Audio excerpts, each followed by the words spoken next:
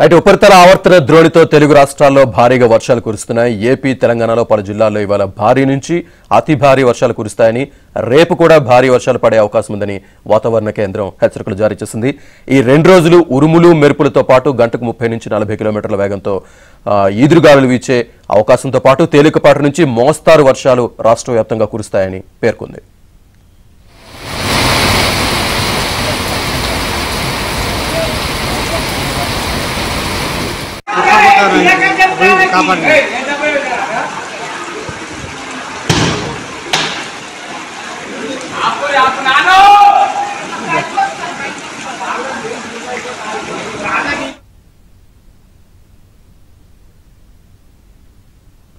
కాటు హైదరాబాద్లో నిన్న రాత్రి కుండపోత వర్షం కురిసింది. గంటన్నర పాటు పడిన వర్షంతో రహదారులు వరదలో ముంచేసింది. లోతట్టు ప్రాంతాలు జలమయమయ్యాయి.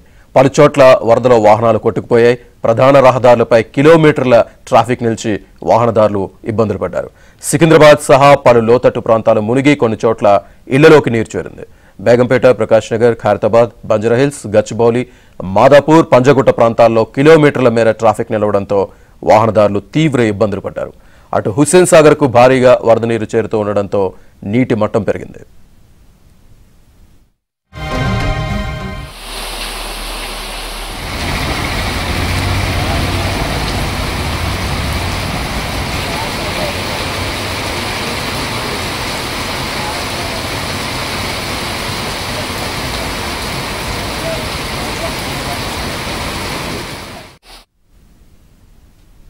హైదరాబాద్లోని పలు ప్రాంతాల్లో భారీగా ట్రాఫిక్ జామ్ ఏర్పడింది. నిన్న రాత్రి కురిసిన భారీ వర్షంతో రోడ్లపై ఎక్కడికక్కడ వర్షపు నీరు నిలిచిపోయింది.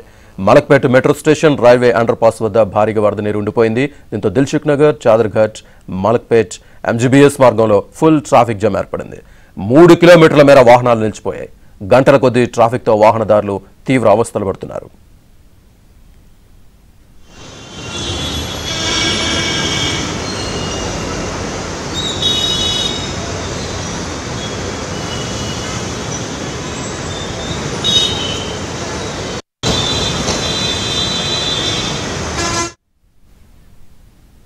హైదరాబాద్లో ఇవాళ రేపు కూడా భారీ వర్షాలు పడే అవకాశం ఉంది. అట్లాగే లోతట్టు ప్రాంతాల ప్రజలను కూడా అప్రమత్తం చేసే ప్రయత్నం అయితే చేస్తున్నారు.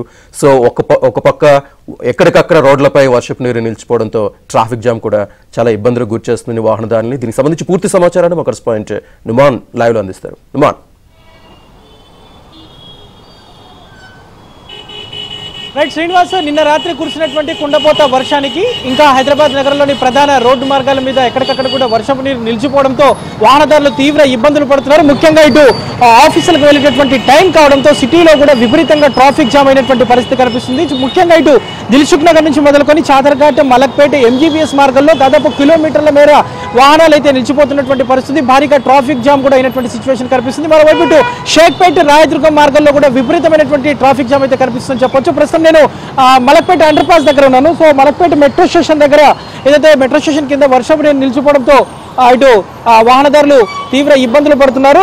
మనం చూస్తున్నాము వాహనాలు కూడా చాలా నెమ్మదిగా మూవ్ అవుతున్నటువంటి పరిస్థితి కూడా మనకు కనిపిస్తుంది. ట్రాఫిక్ జామ్ అయితే విపరీతంగా ఉందని చెప్పవచ్చు. సిటీలోని అనేక ప్రాంతాల్లో ఏదైతే ఇటు దిల్సుఖ్ నగర్, మలక్పేట, దాంతోపాటు ఇటు మూసారాంబాగ్ మార్గంలో కూడా భారీగా ట్రాఫిక్ జామ్ అయింది.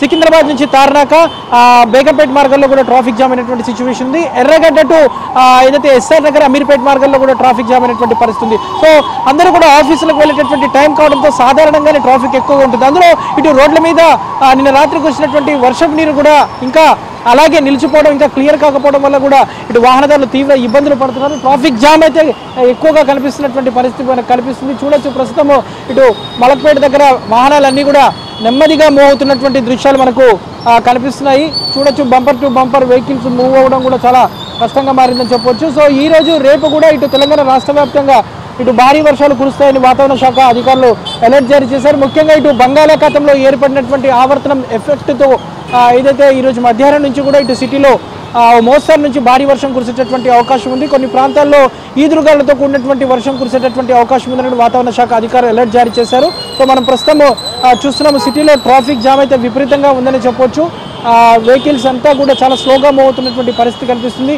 ఇటు దిల్సుఖ్ నగర్, ఎల్బీ నగర్, దాంతోపాటు ఇటు ఏదైతే మలక్పేట్ మూసారాంబాగ్ ఆ మార్గంలో కూడా ట్రాఫిక్ జామ్ అయింది. నాంపల్లి లకడికపూల్ మార్గంలో కూడా ట్రాఫిక్ జామ్ అవుతున్నటువంటి పరిస్థితి. ముఖ్యంగా ఇటు మెట్రో స్టేషన్ల కింద కూడా చాలా వరకు ఇటు డ్రైనేజ్ వాటర్ కూడా నిలిచిపోతున్నటువంటి పరిస్థితి. అందులో భాగంగానే ఇటు ఏదైతే మలక్పేట మెట్రో స్టేషన్ కింద పూర్తిగా వరద నీరు నిలిచిపోవడంతో సో అక్కడ ఎఫెక్ట్ ఎంతవరకు ఉందనేది మనకి ఇక్కడ చూస్తే అర్థమవుతుంది. వెహికల్స్ అంతా కూడా స్లోగా మూవ్ అవుతున్నాయి.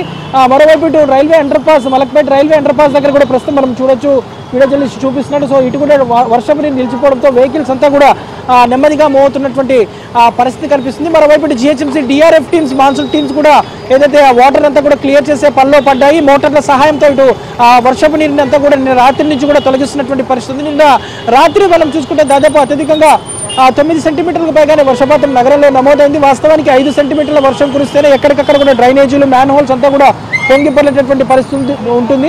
సో అలాంటిది దాదాపు 9 సెంటీమీటర్లకు పైగానే వర్షపాతం నమోదైనటువంటి నేపథ్యంలో ఆ వాటర్ అంతా కూడా ఇటు జిహెచ్ఎంసీ అధికారులంతా కూడా క్లియర్ చేసే పనిలో పడ్డారు. ఇప్పటికే జిహెచ్ఎంసీ కమిషనర్ జిహెచ్ఎంసీ మేయర్ కూడా అధికారులతో సమావేశాన్ని నిర్వహించారు. క్షేత్రస్థాయిలో జోనల్ కమిషనర్లు డిప్యూటీ కమిషనర్లు కూడా అందుబాటులో ఉండాలంటూ కూడా జిహెచ్ఎంసీ కమిషనర్ అయితే ఆదేశాలు జారీ చేసినటువంటి పరిస్థితి. నిన్న రాత్రి నుంచి కూడా అధికార యంత్రాంగం పూర్తిగా ఫీల్డ్లో ఉన్నటువంటి పరిస్థితి.